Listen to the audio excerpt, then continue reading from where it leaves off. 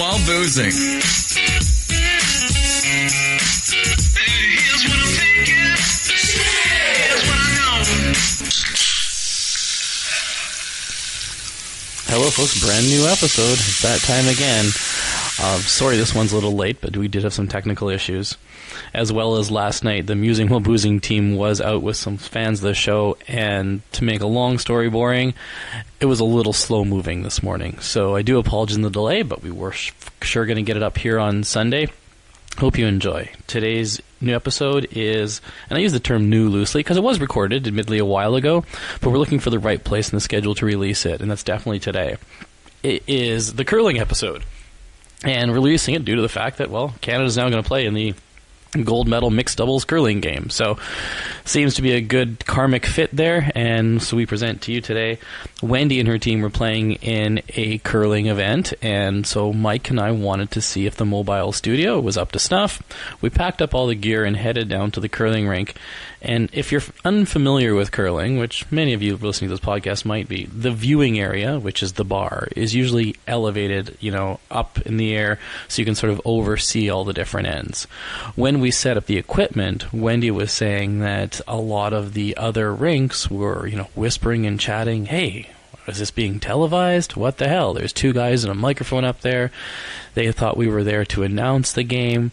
They thought maybe, this was getting some sort of TV coverage or what have you. So Wendy was just on the shaking her head going, no, that's my idiot husband and his friend. But it did cause a little bit of a stir. So we did enjoy the attention, and we did have a blast.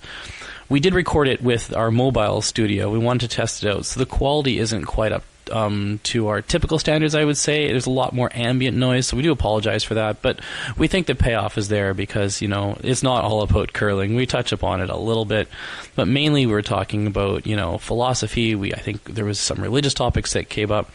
It was, sort of a State of the Union sort of episode in terms of, what things were going on in our heads and what was going on right now. So it turned into a great conversation. I thought it was, quite awesome. Hope you do too. Everybody out there, today's episode is brought to you, of course, by our friends at Brazen Hall. They have been phenomenal supporters of the show, and we love everything that they do. And if you're ever in the Winnipeg area, please head down there. All the information can be found at brazenhall.ca. Other than that, hope everybody had a great weekend. Enjoy your new episode. We'll stay in touch. And everybody, keep musing while boozing. Musing While Boozing. Because the best thinking happens while drinking. Hot topics over cold drinks.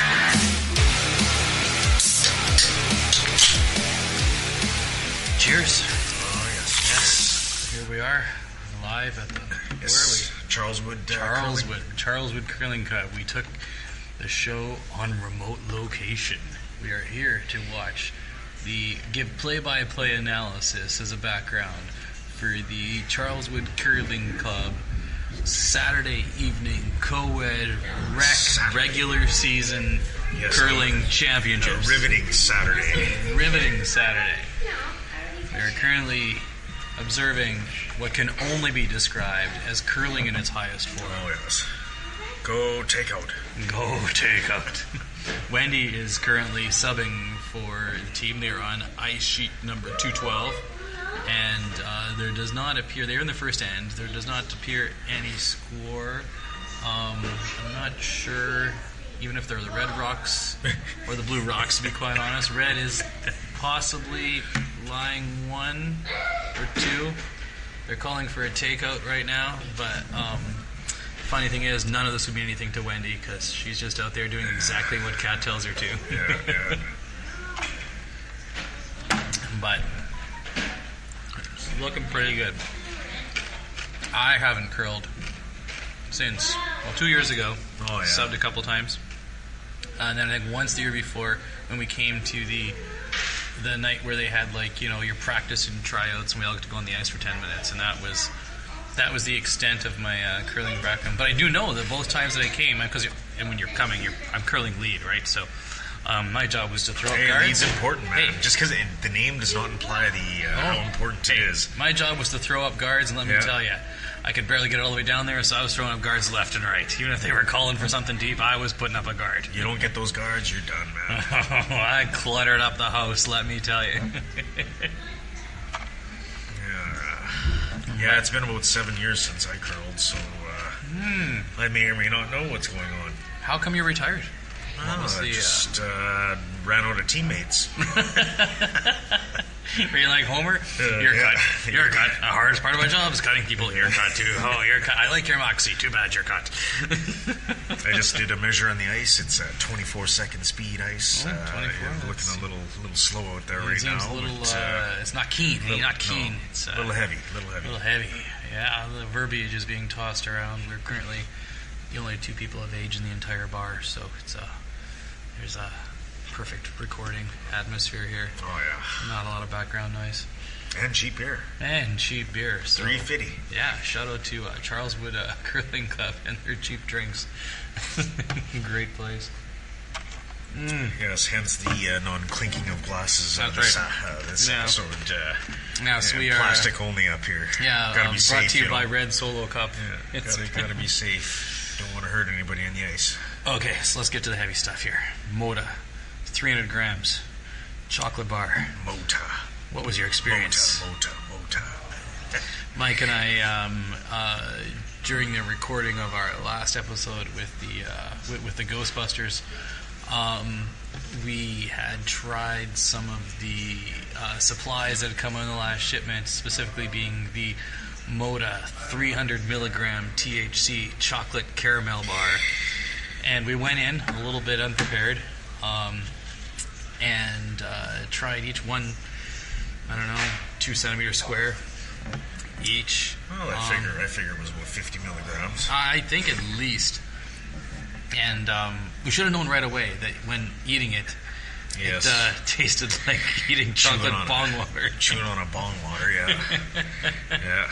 But it was crunchy. There was crisps in there. I like the Rice Krispies in there. Yeah, they were the only saving grace. I had to down it. And then, honestly, it took a while to start hitting. I think it started hitting you in the middle of the podcast. Because, we have to apologize to our previous guests. But Mike, halfway through the podcast, just started gripping the table and staring at people like they were all serial killers. Yeah. All I can say is I think I totally freaked out our previous guests. Yes. Well, we had a good line of questioning going, and then Mike sort of faded out, and then his eyes came to, and he sort of looked at him and goes, question, and I'll get ready. Here goes Mike. He's got something heavy. He's like, so, you guys like ghosts? And then, of course, we were 30 minutes in at that point, so the girl's like, whoa, and then he would bend down and disappear behind the bar, pour some drinks, pop up again. Yeah. No wonder they weren't drinking our drinks. Yeah, he's like, you like Ghostbusters? But anyways, I thought it was okay, and then, left, came home, and was feeling again a little bit buzzed, but nothing. I thought, okay, it's like the other ones, you got to maybe eat more. But then it started to pour on. It's like someone was dumping syrup all over my body. I got heavy. Everything got thick. Jesus. You went on a ride, I guess. Oh, my God. It was, as I was getting to bed, I was like, oh, thank God I just made it to bed. I got to sleep this one off. And because it's that body high getting produced inside your body, I was lying there, and then I woke up and I realized, I had a bit of a panic attack. I didn't know what was going on. Oh, Jesus. You're one of those Colorado numbers, man. The OD on the THC. One of 300 in the recent legalization of that state. Oh, it was like just pouring over me like a waterfall, and I managed to get into the bathroom, and I could barely sit on the toilet, and I didn't know what to do, and all I thought was that you had roofied me. It was so strong. It did not feel like weed. I was just...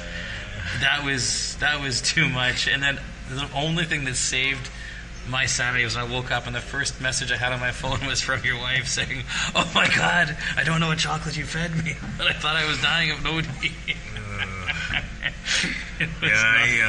It's not any better. I ended up making some pretty good sandwiches after that. Oh God. I ate a wrap of some kind at home. I ate 4 croissant sandwiches with meat, cheese, onions, hot sauce. And it was good. Except the next morning, that was not good. No. It's a lot of buttery pastry. Yeah, I don't think that was the weed that gave you the, gave you the problems. I was feeling a little bit queasy the next morning. I don't think anybody scored in the first end. They're shooting down this way. I don't see any score hung up there. Oh, yeah. They blank the end. That's what they call that. So. For all you, I know there's a lot of avid listeners out there that are curling fans, being that some of you are from California and or Sri Lanka. But the action here as we go into the second end is still 0-0. 0-0. This is the other team throwing, so they're throwing their red rocks. That means Wendy and Kat are throwing blue. And we'll keep you abreast of the situation as it rolls out. But yeah, so I thought that was a good experiment. Like you said, we found that there is a level of edibly goodness out there that is too much, and we do definitely need to ration. Well, properly. We'll keep trying. We'll keep trying. Keep trying to try. That's all you can do, right? You got to get back on that horse, man. Yeah, I wasn't feeling right at work until about noon. When my shift was 3/4 over. I think I woke up and checked my watch at 5, and I was still spinning out. And then at 8 o'clock in the morning, things started to come back down to earth, and I know on Friday I left at like 2:30. I was wiped, man. I wiped. No, it's just I had THC hangover. It wasn't pretty. I don't know. I'd try it one more time. For sure. I got a bar just to see. I mean, can't go wrong. It's pretty hard to split at that little bar in half unless you got a really sharp knife. So I do have a lot of those. So yeah, it should be good. Oh. It's a killer. Yeah. Here comes the first throw. Wendy threw it. It's coming in. A little heavy. A little hard. Oh, he had to put up the blocker. Wendy's was going through the house. So, now with your involvement in the tax area, what's your opinion of CRA?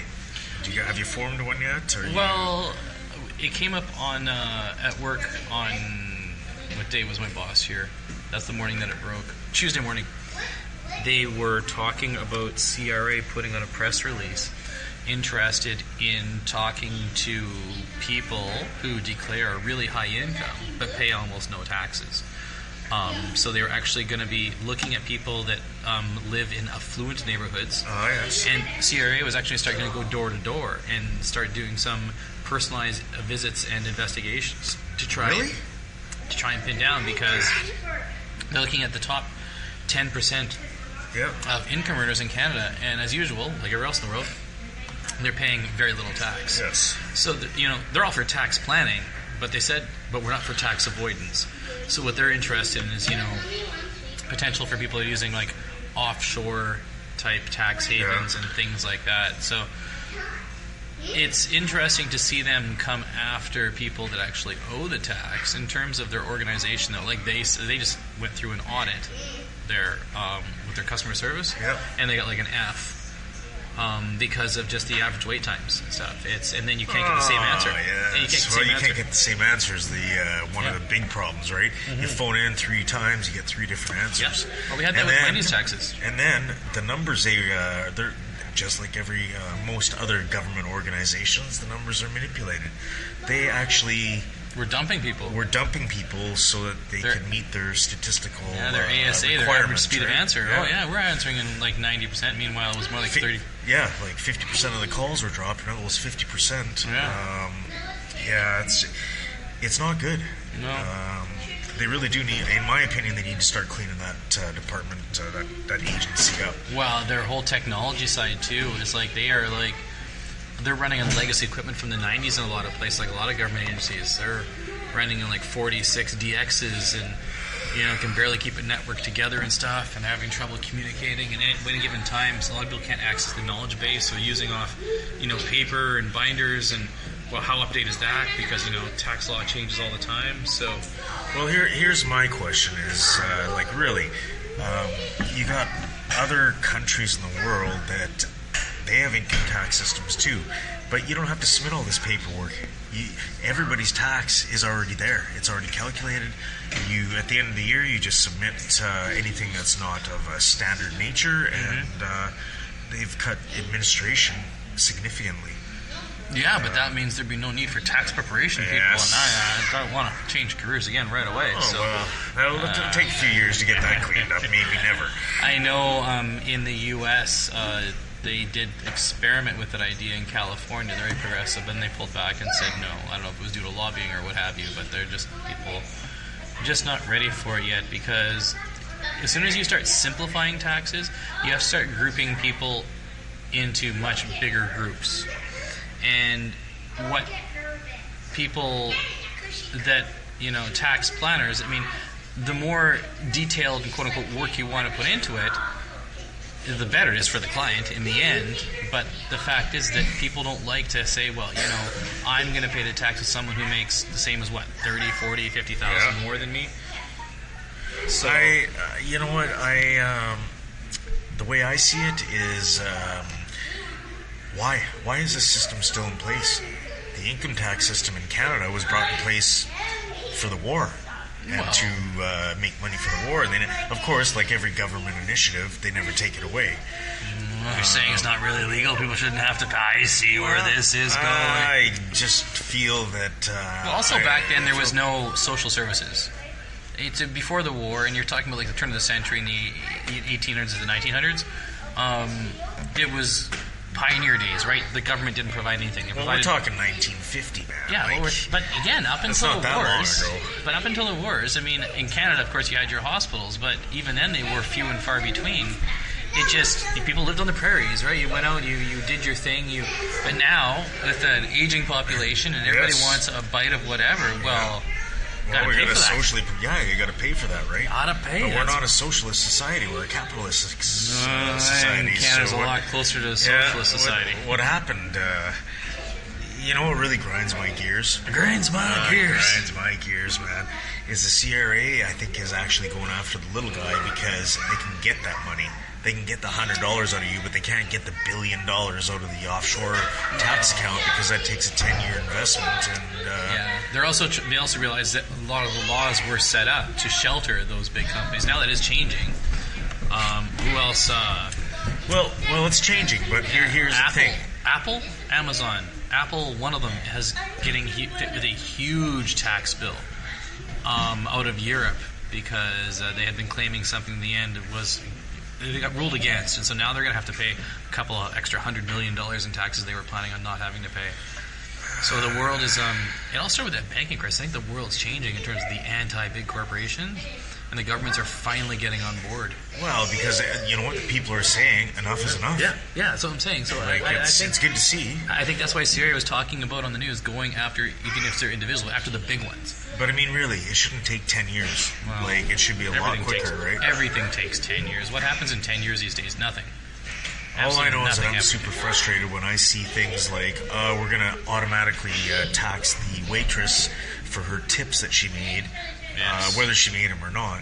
When you got the Paradise Papers, you got the offshore accounts, you got all these people who owe millions of dollars. Billions probably, yeah. That don't have to pay. Or, well, they keep playing the games because they can. It's like the band U2. I mean, I'm a huge fan. I love them, but they're doing all this like social justice work and stuff. But even though they're an Irish band, they are registered out of it's either Denmark or another place that has 5% corporate tax. So out of their hundreds of millions they make on a tour, as a corporation, they pay 5%. Meanwhile, instead of paying like 25 or 30, if they're saying in Ireland would be closer to 40, and U2's like, no, we're all for anti-government, but by the way, we like to declare ourselves as apparently U2 is a Danish band due to the fact that they are registered in Denmark as a corporation. So and people always do what's allowed. I think it's going to be like there's a social pressure to change the rules. Back in the day, again, in the war days, right, the corporations actually took care of society, so... Well, they had to because the government didn't do anything. Yes, but you're not seeing that nowadays, and that's the difference. Yeah. These corporations are saving money and just keeping it for themselves, where, well, more than likely the CEO is the one that's getting it, but... shareholders.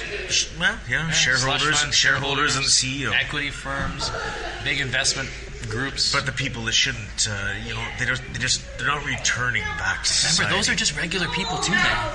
Oh, yeah. That CEO is a regular guy. I do not consider those guys regular. Regular dudes. So, yes, a regular white-collared guy. What is a white-collared person nowadays? Anyways, Who wears white shirts? because I'm a cubicle worker and I sure as hell ain't a white-collared. No. I have a lot of blue shirts. I'm more of a blue-collar guy myself. Yeah, I don't know. It's an interesting time to be alive across the board. Just with the power of some there's a bunch of corporations in the U.S. right now. They're going back like 80 years ago. They're setting up like factory towns. The big talk right now is about what some cities are offering Amazon to become their local headquarters. Oh, yes. Do you know what Winnipeg offered? No, I don't know. Probably not a whole lot. Bag of produce.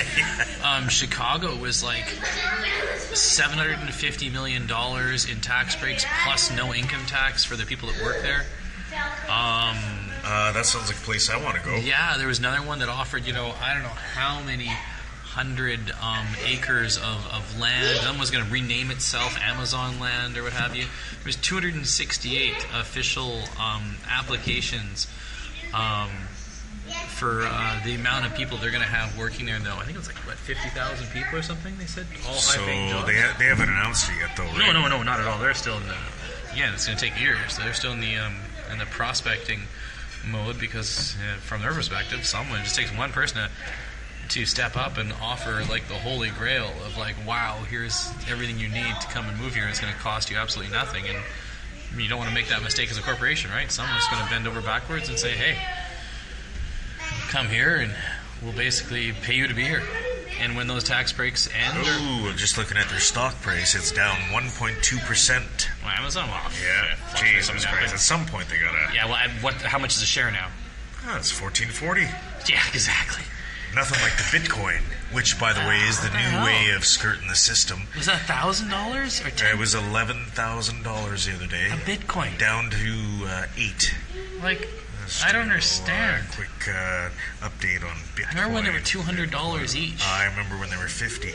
Yeah, but then my question is, well, now that they're finally legitimizing that stuff and opening up so you can actually trade, because the hardest part of Bitcoin is, if you own one, actually getting the cash for it, is saying something's worth and actually getting the cash was a big-ass fucking difference. But now... I saw that the NASDAQ was going to start trading in Bitcoin futures. So that means it's easily transferable to flip your money into Bitcoin and out. Right now, one Bitcoin is worth 14,000 Canadian. Yeah, that's like... we would have been millionaires if we would have invested a few $100, right? Well, thousandaires anyways, yeah. But again, back in the day, it was almost impossible to... A, buy it, and then B, if you bought it, to actually do anything with it, like to even get your money back, because there wasn't a stock exchange to really trade it on. Well, Bitcoin is the new stock exchange. That's what they're trying to Well, but actually, become, right? what they're saying, no, it's still a currency, but actually it's being traded on the legit stock exchange now, as of like 2 weeks ago. Oh, really? we have a tight draw to the button. Randy's team in blue, although they are down 1-0 in the third end, they are now lying to, unfortunately, completely exposed with no guards. And the skip here for Team Blue is calling what could possibly be a double takeout and stick. Oh, yeah, double takeout. And but stick, it's only the second end, man. Third you end. already want this game to be over, I can tell. No, I'm just saying I'm getting excited. It looks like we actually have some action down here on the ice. They are lining up their shot here to try, and it looks like they want to take out the blue rock on the forefoot, roll over to the button and stick. Well, they punch out both, with one rock exiting the lower right and another rock exiting the lower left. I don't know. It's going to be a tough shot here, but that's the setup. We will let you know how this all turns out. But back to Bitcoin. So you know what? Bitcoin was meant to... So here's the thing. Everybody has a ledger. So in theory, the Bitcoin exchange cannot be manipulated in any way. It's a decentralized system. Where we all know the stock exchange has been... it's been manipulated from what it was when it first began. And the fact that you can do computer transactions the last split second. Yeah, but it's not so much... I think it's being manipulated on more of a macro scale, not so much manipulating the exchange itself, but people, right now there's these short sellers that go out there and they spread all this information about a company and, get an activist investor involved. Next thing the company's stock goes down. These guys all they want to do is make the stock go down. They don't really care what's going on. They just want it to make the stock go down. And then they make money off the lowering of the price. I think that's where you're seeing the manipulation is, through, viral Facebook ads and fake news, so to speak. Exactly. Fake information. And that's what drives me nuts. Yeah, not so much hacking the system, though, in terms of like whether there's a ledge or not. I think the transactions are legit. What I think is that the reason people have for doing the transactions is being manipulated. People are like fucking off because I read something on Facebook. It says the Russians are blah, blah, blah. And then people bail on the stock, and turns out that whole story that went viral was just written by guys who actually are just heavily invested in the shortening of that stock just so they can make money. It has nothing to do with... And that's what people are getting pissed off about. The average person can't do anything about it, but the CEO of like Amazon or Facebook or whoever who has a significant amount of money, power, they can manipulate information and therefore manipulate the stock. Well, I think that on the flip side, this worry and people talking about, people should worry about this, are the guys just riding the wave on the Bitcoin side. And they're like, stock's shady. Got to get on this cryptocurrency. Meanwhile, they've seen their stuff go up like 7,000% in 2 years. So, well, I'll tell you this: the malware that's going out there, those they're getting paid in Bitcoin, and it's going stronger than it ever has. We're about to see, I think, a new wave of. Not a virus, but an encryption.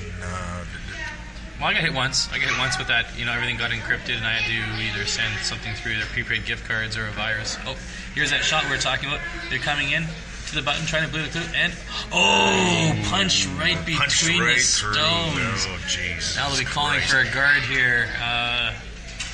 Team Wendy and Kat are thanking their lucky stars on that shot, and they're like, okay, we got to put something way out in the middle here. Kat's looking like she knows what the hell she's talking about, and she's placed the broom about right at the edge of the... she's putting the broom way out in the middle of the 12-foot. She's looking for an in-turn draw here, looking to place something at approximately the top of the 12, right off the center line, but we'll see how that all turns out there. What's your thoughts on Bitcoin alternatives that are out there right now, right? They got Ethereum, Zcash, Dash, Ripple, Monero. Do you think it's worthwhile to invest in any of these subsidiary? I think those are both as legitimate as penny stocks. I think a bunch of them will crash and go within like 3 or 4 months. Because remember, it's not a stock; it's a currency. And how many types of currencies? I think these guys are late to the game, and you can't possibly. I kind of liken it to the euro dollar, right? How that really hasn't taken off because it just... Well, it doesn't take off. It's $1. That's all. It's still worth more than an American dollar. Yeah, but it just, unless everybody buys in, it just doesn't work. Well, what's going to hurt them is Brexit with other, countries getting not, being part of the whole Euro conglomerate. I don't know. I don't think that's exactly the same idea. But yeah, these little cryptocurrencies that are floating around like there, I don't see it as being... I wouldn't put $5 in there right now because, you can't have the next... If there's going to be an alternative currency, I think there's going to be one. I can't see how... Because everybody has their own currency, and there's no value in it, right? Yeah, exactly. Yeah, it just doesn't make any sense. Even with Bitcoin, I don't know what their true value is going to be. And if it's a limited supply where that... The formula required to mine those, it gets more and more complex, it takes more and more time. If there's only so many Bitcoins out there, how is anybody going to be able to use it as a... Because there's a very finite number of Bitcoins out there, which is great. But I don't see how it's going to ever be something that's going to appeal to the masses, so to speak, because you can't get it. It's just going to be like... You got to remember, the millennials... Yeah, they're different. Yeah, but they're also poor. Well, they are. What are you gonna do with right? Bitcoins are like $1,000? Like, I don't understand, or $10,000, what the hell it is. I don't understand how. I don't know. I'll tell you this right now. Gold, $12.80 an ounce. It hasn't moved. I mean, I've been following. Gold is always a good hedge. But I've been following gold a lot since I was in the jewelry industry for 5 years. Yeah. So at that time, I watched it float around, and it's really been floating between 1,000 and 1,600 the entire time. It hasn't really changed up or down. So, but yeah, I see Bitcoin as being like a gold fund, so to speak. But in terms of, there was a really good article written by a guy who said that, okay, he loaded up whatever with his card with Bitcoins, and he said, I'm going to survive, it was like 24 hours or 40 hours in Los Angeles just using Bitcoin, including paying, so I got to pay for a ride. And of course, Uber doesn't take Bitcoins, but he actually found a limo driver that did. And then he wanted to go, he Googled around, he found one coffee shop that, actually as a joke took Bitcoin, whatever, and he paid for like 0.081 Bitcoins. And then he was talking about how, like, a lot of them say they accept it, and they don't even have to process transaction. Like, it just wasn't working. And this was last year. But he said that, the reality of trying to survive 24 hours on just Bitcoin was almost impossible.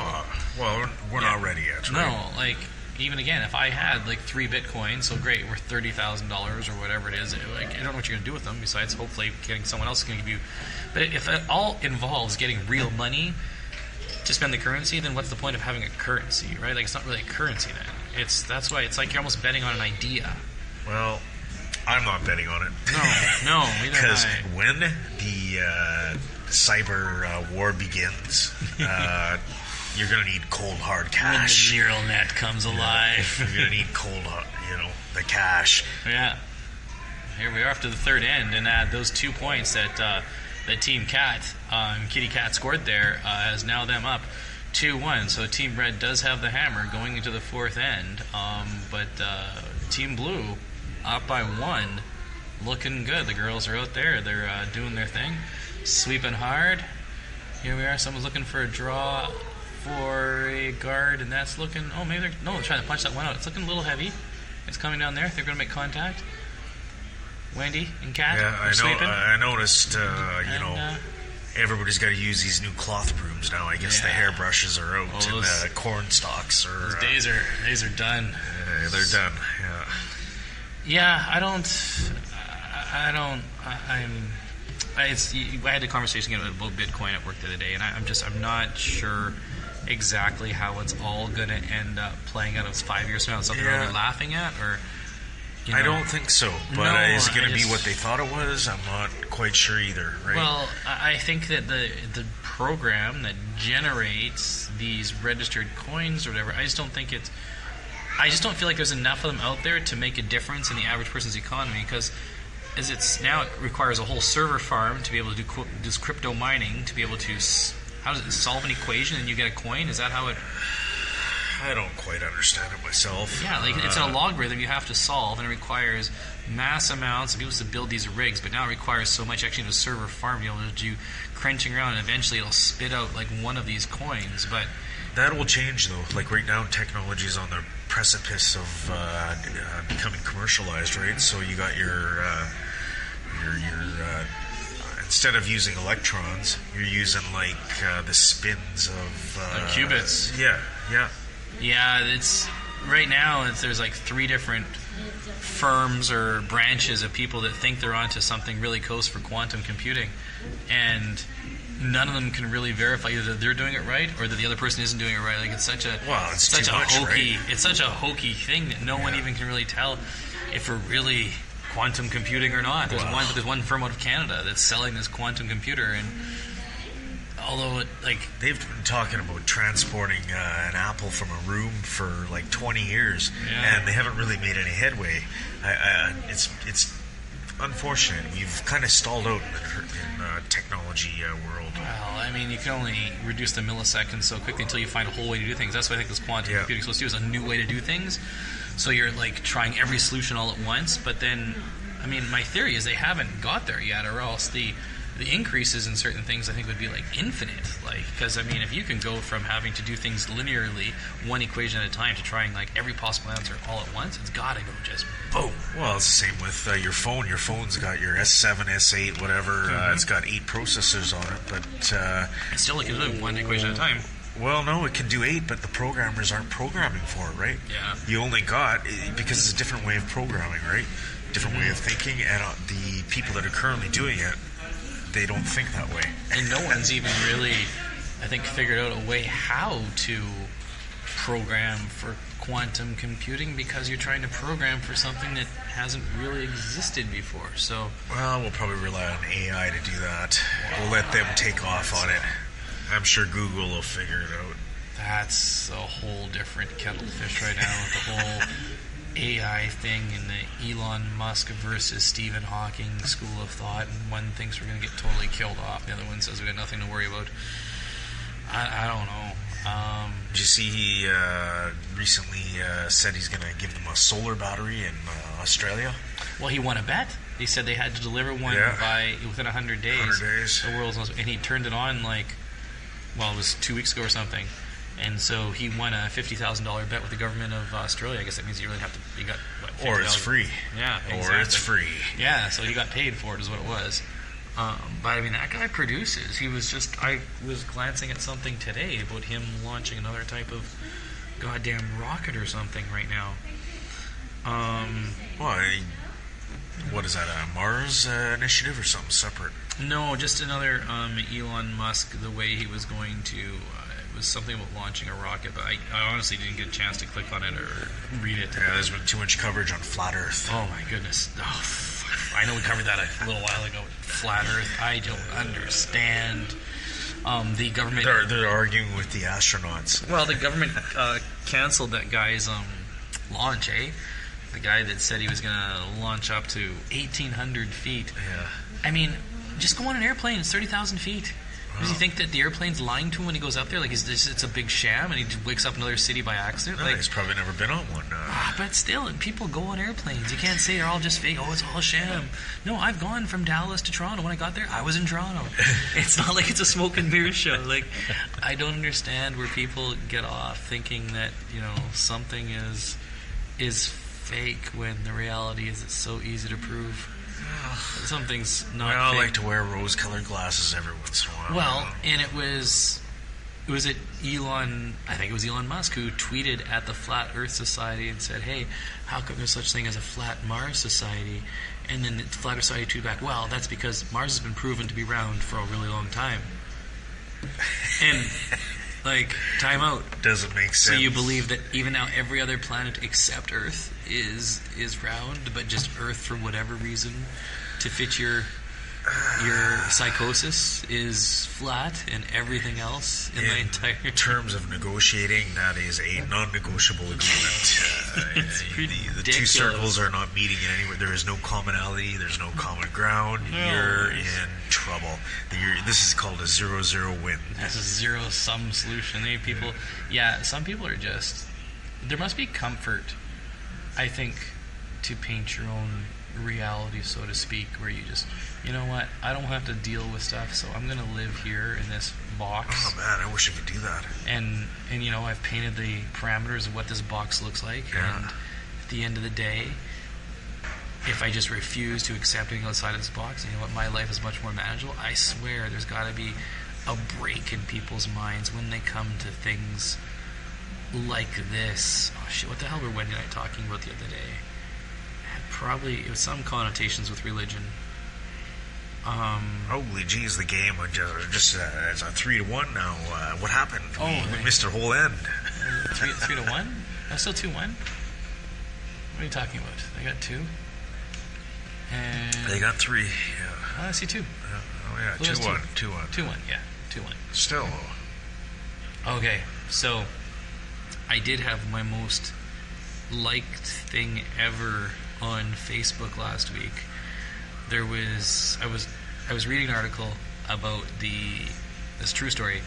In the 70s, there was a airliner that was flying over South America, and huge storm. It broke up in midair. Yeah. 96 people on board. 95 died. 1 person lived. It was a 17-year-old girl who was strapped into her chair, and she fell. It was on the way. It wasn't that high. It was like 30,000, like 10,000 feet, which is still pretty fucking high. Anyways, she was in a chair, and people assume the chair must have crashed through the jungle canopy. Like, she went through the jungle backwards, and it sort of slowed her down enough, still like a crash, but she landed in the chair just in the right spot.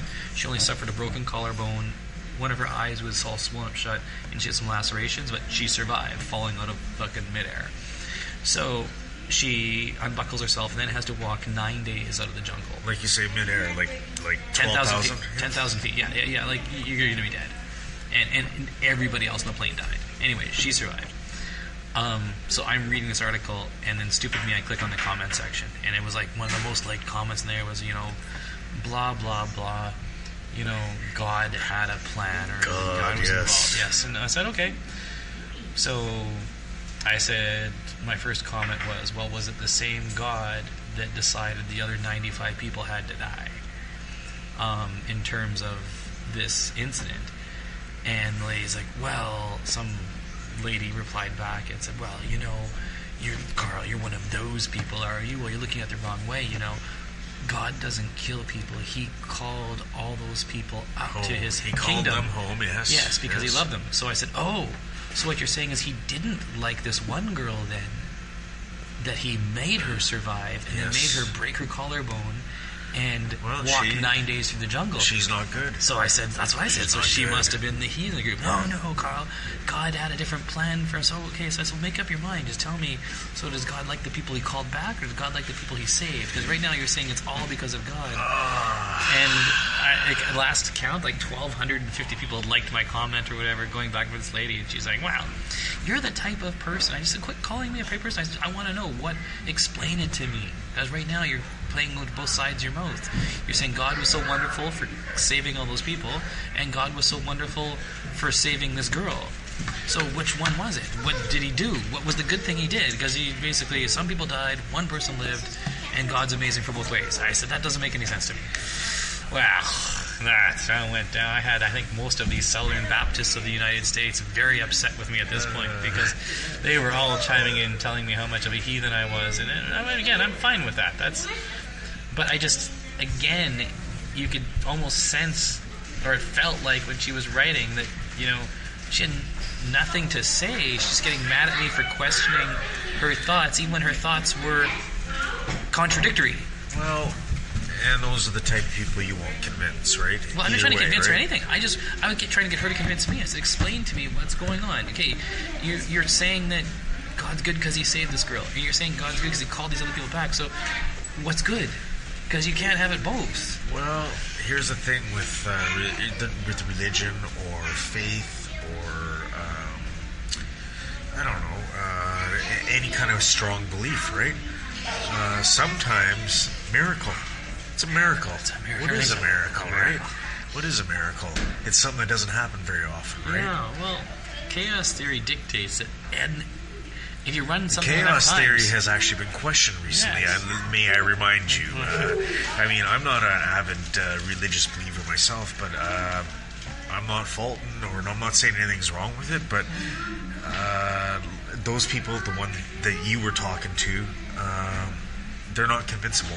And I'm not saying they need to be convinced. I'm saying people can believe what they want, and actually, as long as your beliefs don't interfere with the health or judgment, or you're not trying to cram it down somebody's throat, then I don't care, quite frankly. You'll think that I don't care. But it's usually those people that come forward screaming with other ideas. Those are the ones that say, oh, well, you're an idiot for not believing this or what have you, right? And I'm talking about the self-righteous lot of most religious people are just religious at home, and that's fine. I mean, more power to you, whatever higher power that is.